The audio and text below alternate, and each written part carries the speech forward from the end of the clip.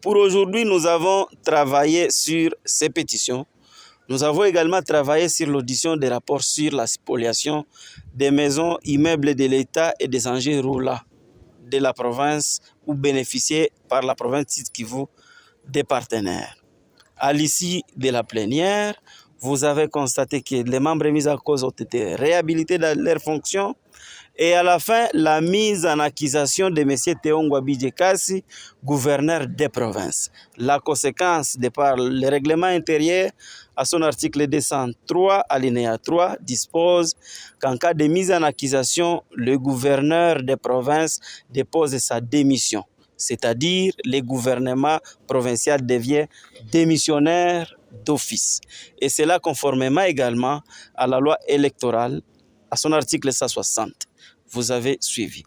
En principe, après la mise en accusation, il n'y a plus de raison de parler de la motion. Parce qu'on ne parle de la motion que quand on invite, celui qui est mis en cause par motion vient présenter ses moyens de défense. Nous passons au vote. S'il est sauvé, s'il n'est pas sauvé, c'est ça la conséquence de la motion. Mais pour la mise en accusation, il n'y a plus de formule. C'est une seule. C'est que le gouvernement est réputé d'office démissionnaire. Voilà ce que vous pouvez retenir pour aujourd'hui. Vous avez suivi l'examen, l'audition des rapports autour de la spoliation des ventes illicites des maisons de l'État. Vous avez aussi suivi des graves violations par certains collègues membres de l'Assemblée provinciale. C'est que nous, comme députés, nous fustigeons. Nous avons assisté à une manipulation à outrance.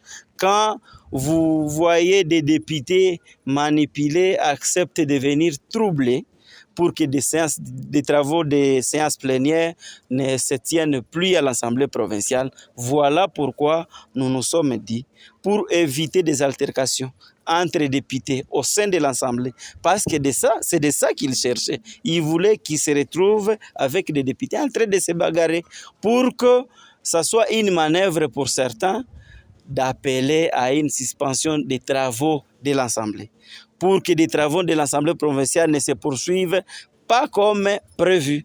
Et nous avons jugé au nom de la paix de délocaliser. Tous les députés provinciaux du Sud-Kivu ont été saisis, informés de la délocalisation. Tous les députés provinciaux du Sud-Kivu ont été informés qu'il y a eu un bureau d'âge régulièrement installé et qui devait examiner les pétitions avant de poursuivre avec l'ordre du jour tel que prévu dans notre communiqué lancé avant que l'on dépose des pétitions contre les 5 membres du bureau de l'Assemblée provinciale. Mais il y a un autre bureau qui a été voté, installé même aujourd'hui, même à l'Assemblée provinciale. Est-ce qu'il n'y aura pas 2 bureaux permanents de l'Assemblée? Monsieur le journaliste, je pense que vous êtes un scientifique et vous lisez les textes des lois qui régissent les pays et les règlements intérieurs. Je suppose d'ailleurs que vous avez une copie. L'Assemblée provinciale fonctionne avec un seul bureau. Et le règlement intérieur prévoit que les membres du bureau sont élus pour toute la législature. Mais il y a des exceptions. Quand un membre du bureau ou tous les membres du bureau sont mis en cause, vous avez vu que les pétitions contre les membres du bureau ont été examinées. Le seul bureau qui existe à l'Assemblée provinciale, c'est le bureau qui est dirigé par un président AI, M. Yabe Taïtunda Norbert, qui est vice-président. Et le rapporteur, celui qui vous parle, le rapporteur adjoint, est malheureusement l'honorable Kester qui vient d'être déchu par les députés provinciaux. Il n'y a pas une confusion à faire. Les collègues, ce qu'ils ont fait, ils n'avaient qu'un seul objectif, de bloquer la tenue de la plénière consacrée à la motion de M. Teongwa Bidje. Et nous n'étions même pas là-bas. Nous étions concentrés aux matières qui étaient prévues par le calendrier de la session. Et voilà pourquoi nous avons programmé d'ailleurs l'audition des rapports. Et les conclusions, malheureusement, du rapport ont fait que des indices sérieux de culpabilité, de détournement, de mégestion, de vente illicite des maisons de l'État ont été constatés par la plénière. Voilà pourquoi les députés ont jugé bon de mettre en accusation M. Teongwa Bijekasi, gouverneur de province. Vous avez suivi la conséquence de cette mise en accusation à son article 160, la loi électorale, le règlement intérieur à son article 203, alinéa 3, le gouvernement provincial maintenant est réputé démissionnaire. Avec cette situation, on peut estimer à une crise à l'Assemblée provinciale. Et la deuxième question, mettre en accusation un gouverneur, ça veut dire quoi concrètement? Mettre en accusation un gouverneur, c'est remettre en cause sa gestion. C'est-à-dire, un gouverneur qui est là n'a pas été à mesure de répondre aux raisons qui ont fait que lui soit élu comme gouverneur. Et donc, c'est ça la mise en accusation pour des fautes, pour le détournement, pour la vente illicite des maisons de l'État, pour des infractions commises qui rentrent dans le chef du gouverneur de province. C'est tout ça, c'est qui cause que l'Assemblée provinciale les mette en accusation. Et les mettre en accusation, ça c'est une décision de la plénière qui n'a rien à faire avec un recours parce qu'il a l'habitude de faire des recours. La mise en accusation n'a pas de recours à faire. La conséquence, c'est la démission des faits du gouvernement provincial. Pas de recours, pas de réclamation. Nous allons constater qu'il a abandonné des faits.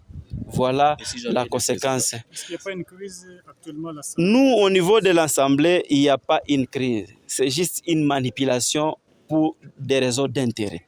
Vous avez suivi les rapports de la commission. Il y a même des députés qui sont bénéficiaires de la spoliation au niveau de la province Sud Kivu. Et le présentateur ou le rapporteur de la commission, qu'est-ce qu'il vous a dit? Que quand vous êtes en train de vous battre pour les valeurs, il y a d'autres qui se battent pour les maisons déjà acquises et pour déjà de l'argent déjà acquis à travers les manipulateurs et c'est taillé le luxe de vivre, je ne sais pas comment, sur la tête et le malheur de la population du Sud Kivu. Voilà, donc il faut comprendre qu'il n'y a pas de crise, mais il y a juste une manipulation des députés pour des raisons d'intérêt. Des spoliateurs malheureusement parmi les députés et qui encouragent l'ancien gouverneur, M. Théo Ngwabidje, qui est déjà mis en accusation. Il faut comprendre déjà qu'il appartient au passé pour la province du Sud Kivu et qui l'accompagne malheureusement. Ce n'est pas la première fois. Nous avons eu à voter une motion, il n'a pas démissionné, mais il a été contraint de partir. Nous avons fait ce qui est prévu. Et il revient maintenant à la loi. La Constitution est là, les lois de la République sont là. Il revient maintenant aux lois et aux responsables à tous les niveaux de constater qu'il y a encore une autre rébellion au niveau de la province Sud Kivu. Et je pense qu'on ne négocie pas avec la loi. La loi s'impose.